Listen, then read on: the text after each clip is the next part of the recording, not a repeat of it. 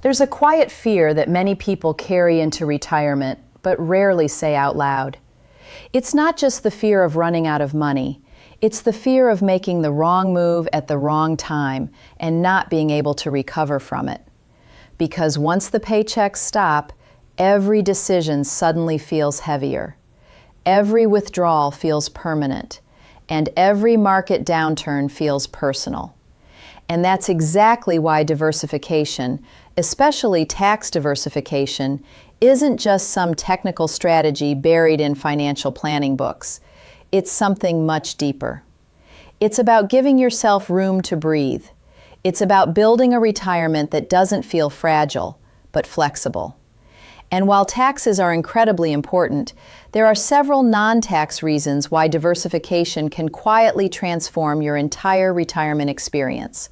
Let's walk through them slowly, thoughtfully, because this is where the real shift happens. First, diversification helps you make better decisions when the market gets uncomfortable. Because it will. No matter how carefully you plan, no matter how balanced your portfolio is, markets will have their seasons. Some years feel effortless. Others test your patience in ways you didn't expect. Now, here's something that often gets misunderstood.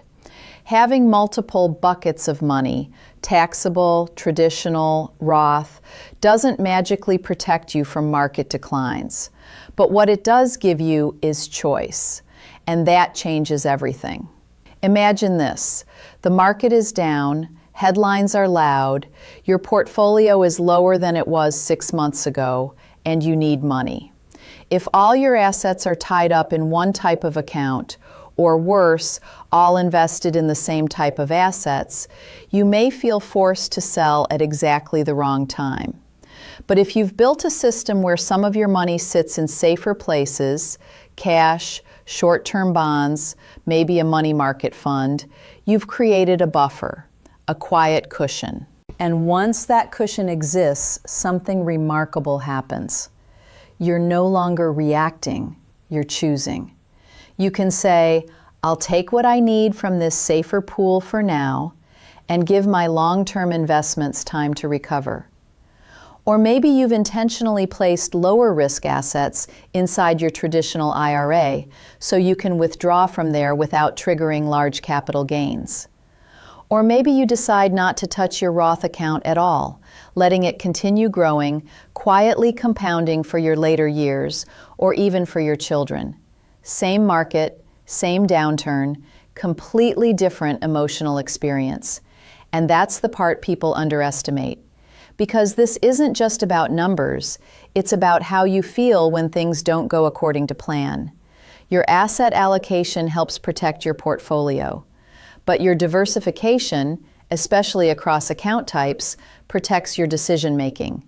And in retirement, that may be even more important. Second, different accounts come with different rules, and life doesn't follow those rules.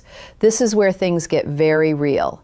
Each type of account you own operates under its own set of guidelines. Your taxable brokerage account, flexible, accessible anytime, no age restrictions. Your traditional IRA or 401k, generally locked up until age 59 and a half, unless you're navigating specific exceptions like Rule 72T or the Rule of 55.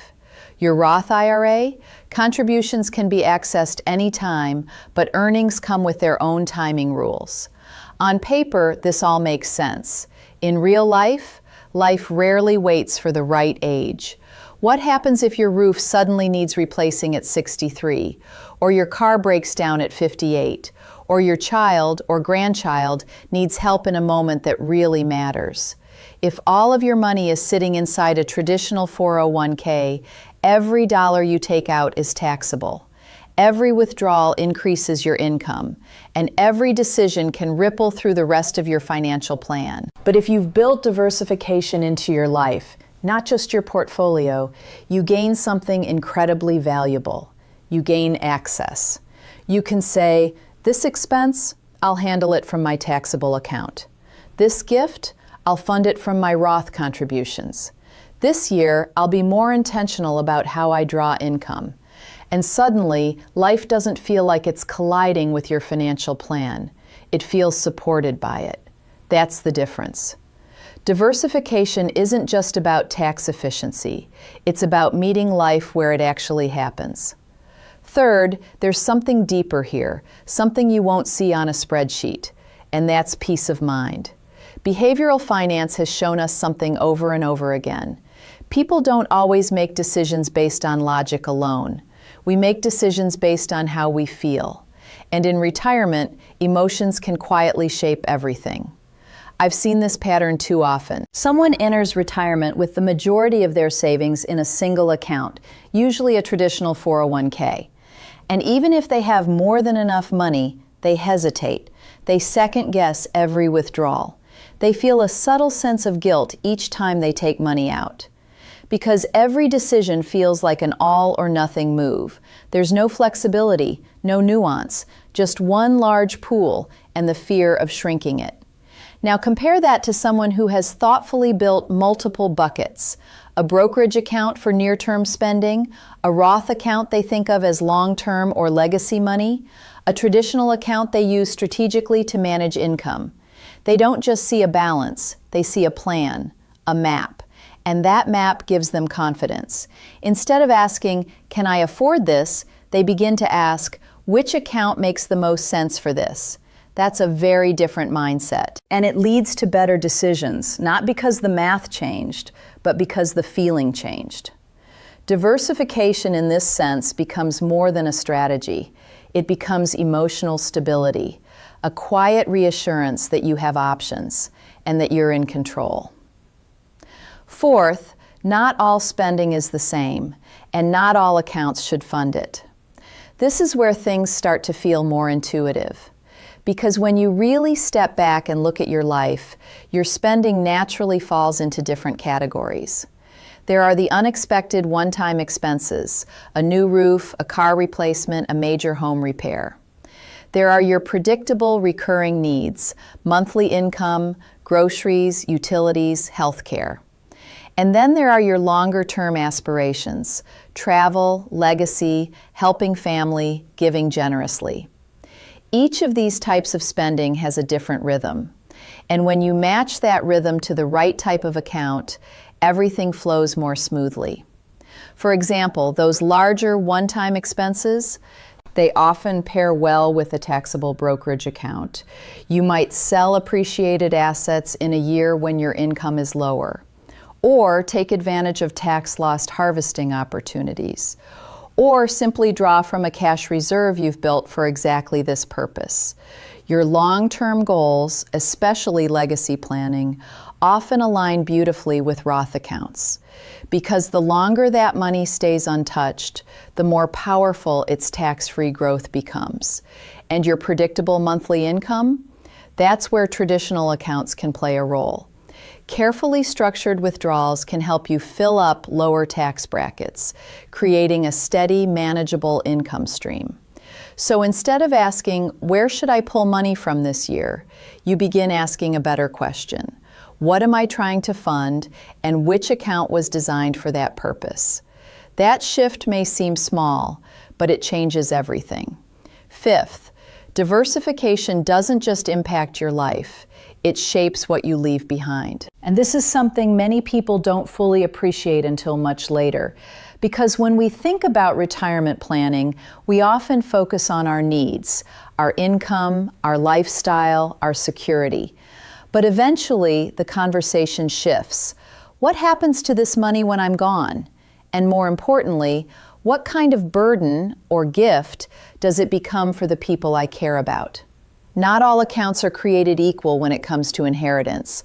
A Roth IRA, for example, can be an incredibly thoughtful asset to pass on. Yes, under current rules, your heirs generally need to withdraw the funds within 10 years. But here's the key difference. At the federal level, those withdrawals are typically tax-free, which means that money doesn't stack on top of your child's income during their peak earning years. It doesn't quietly push them into higher tax brackets. It doesn't create a tax headache during an already emotional time. Now compare that to a traditional IRA or 401k. To your heirs, that account isn't just an inheritance, it's a future tax bill. Every dollar they withdraw is taxed as ordinary income. And if they're already in their highest earning years, those withdrawals can become surprisingly expensive. It's one of those unintended consequences. You spent decades saving diligently, only for a large portion of that money to be eroded by taxes when it passes to the next generation. Then there's the taxable brokerage account. And interestingly, this one often surprises people, because at death, those assets typically receive what's called a step-up in basis. In simple terms, the value resets to the current market price, which means decades of accumulated capital gains can simply disappear for tax purposes. And that can make taxable accounts far more efficient to leave behind than many people assume. So when you step back and look at the full picture, diversification isn't just about your retirement. It's about creating flexibility for your heirs too, giving them options, reducing unnecessary friction, and ultimately passing on not just wealth, but clarity. Sixth, diversification gives you control during one of the most overlooked phases of retirement, your bridge years.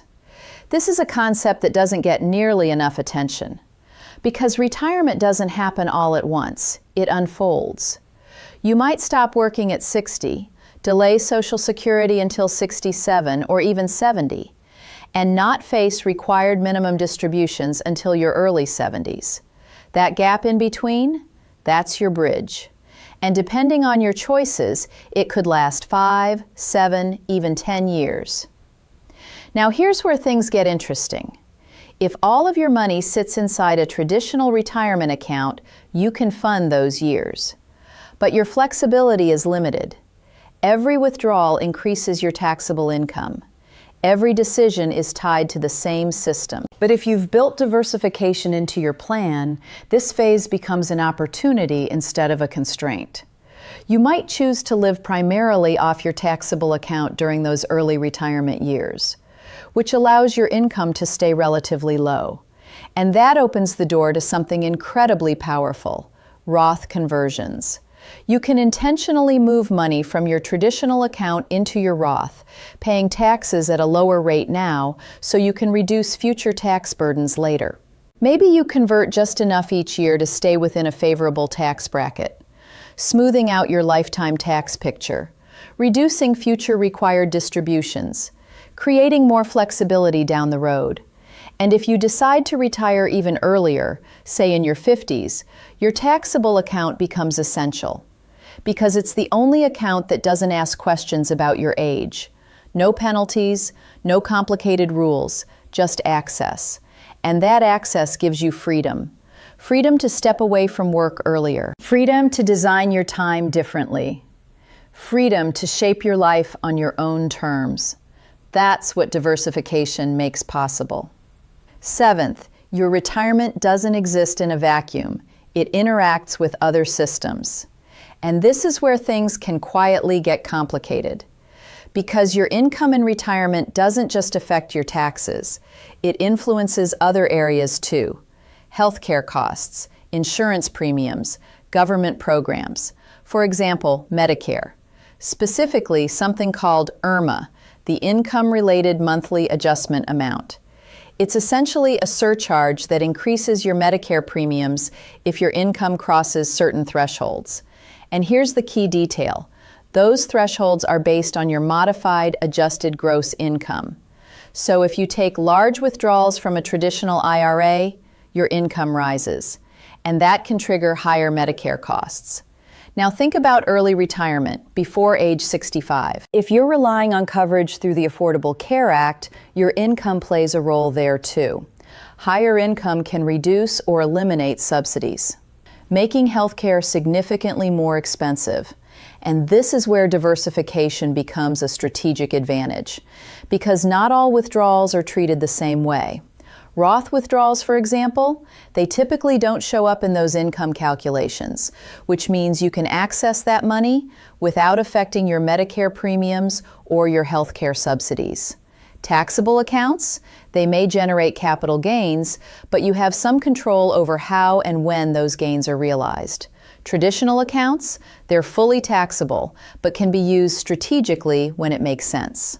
So instead of being locked into one system, one set of rules, you gain the ability to navigate between them, to adjust, to optimize, to stay in control of how your income flows, not just for taxes, but for everything your income touches. And that kind of control, it's incredibly powerful. And finally, this may be the most important one of all. Diversification gives you lifestyle freedom. Not theoretical freedom, not spreadsheet freedom, real, lived, day-to-day freedom. Because at the end of all of this, that's what retirement is really about.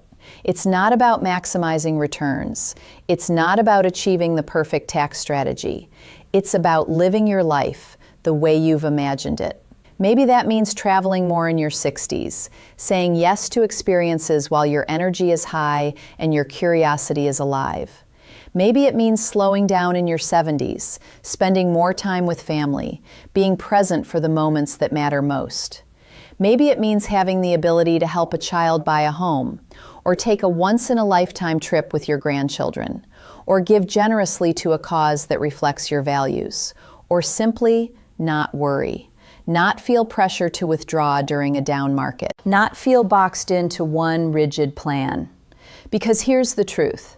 If all of your money sits in one type of account, especially a traditional one, your options become limited. Every decision is filtered through the same lens, the same tax consequences, the same constraints. But when you have multiple buckets, you have levers, you have choices. You can decide not just how much to withdraw, but where to withdraw from. You can shape your income around your life, not the other way around. And that's what I mean when I say diversification is really about lifestyle. It's not just a financial strategy, it's a form of freedom. So when we talk about tax diversification, it's easy to get caught up in the technical side. Percentages, projections, optimization. But at its core, it's something much simpler. It's about giving yourself options. And the people who tend to navigate retirement most smoothly, the ones who experience less stress, the ones who adapt more easily when life changes, they're not necessarily the ones with the most money. They're the ones with the most flexibility, the ones who built a mix. A traditional account, a Roth account, a taxable brokerage account. Not because there's a perfect ratio, but because each one plays a role. Each one gives them a different kind of access, a different kind of control.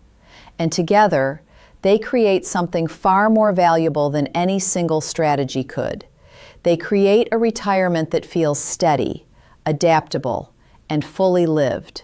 So I'll leave you with this simple question. Are you building a plan, or are you building options? Because in the end, it's not just about getting to retirement. It's about how you experience it once you're there. If this gave you a new perspective, even a small one, take a moment to reflect on your own setup. And if you found it helpful, consider sharing it with someone who might need to hear this right now. Because sometimes the most powerful financial shift isn't about numbers. It's about seeing your choices more clearly and realizing you have more control than you think.